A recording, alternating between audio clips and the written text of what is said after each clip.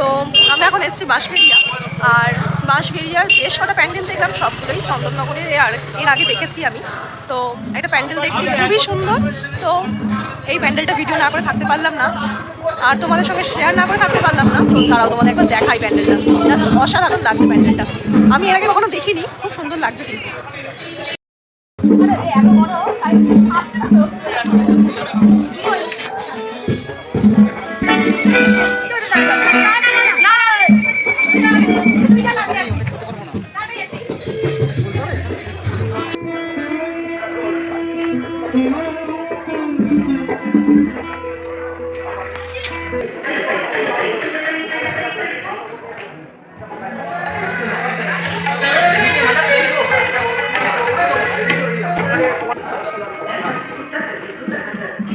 আসি আসি দাঁড়া